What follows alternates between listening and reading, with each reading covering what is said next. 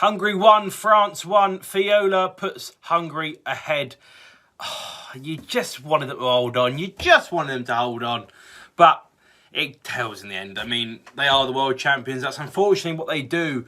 Make sure you subscribe if you're new around here. Let's get into a game of football that was madly entertaining. I would argue it's even been one of the most entertaining of the whole tournament so far. Of course, because the shot was potentially on.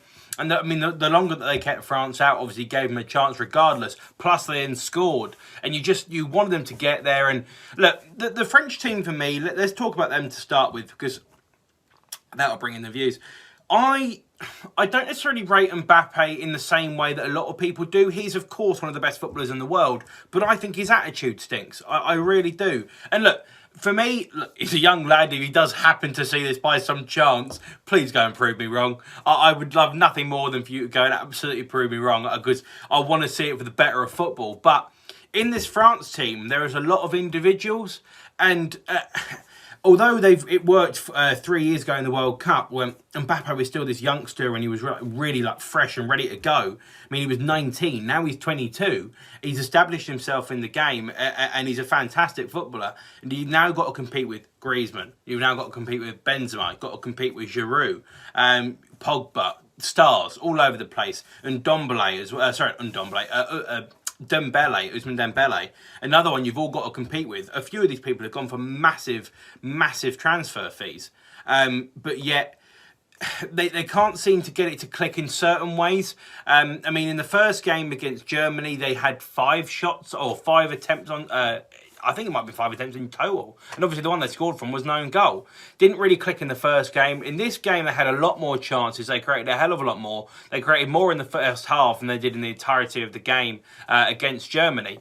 But it's just the end product. Now, Galashian goal was incredible. Fiola, of course, goes and puts them 1-0 up and completely deserved it. Great goal, really did deserve it. They held in there, got one opportunity and took it. Fair play to them. But, you know, at some point you knew it was coming. And obviously the long goal kick, and as much as I say, oh, look, they've got this star and they've got that star and they've got this star and they've got that star, sometimes you've got to play route one. Sometimes you can't always build from the back and you can't always play la-di-da fancy football. And that's what the French did today.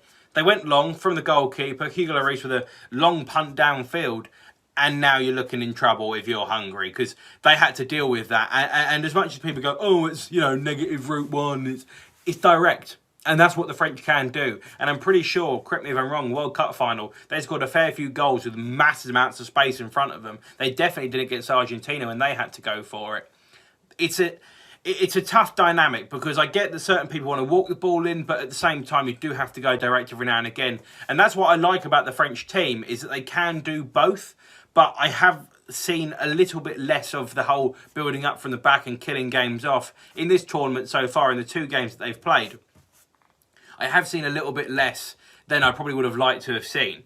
I still think they're going to win it. I still think they're favourites, and I still think the firepower they've got is going to be enough if they can just get it to click. Because I think if you come up against a good defensive unit, like Germany was a reasonable defensive unit, they were lucky they got the goal through the deflection, or from Hummels basically putting it into his own net.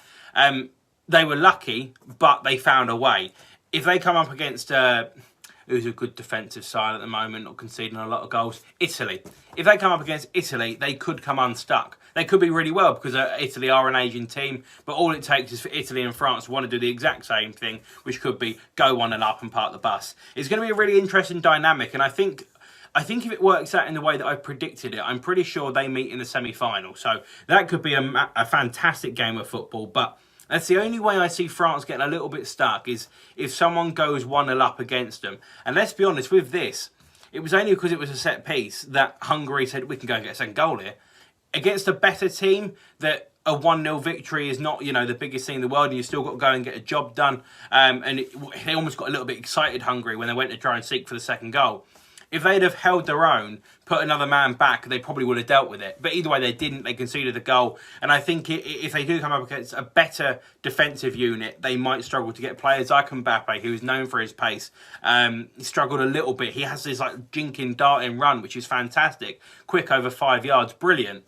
But it's about then who you're aiming for, because Griezmann's not that big. I mean, he obviously finds space in the box, but he's not a tall centre forward. Benzema had a bit of a stinker today, to be honest. I thought when they brought on Giroud, although he didn't get a lot of service, it kind of felt like they were a little bit more kind of flowy because they had something to attack.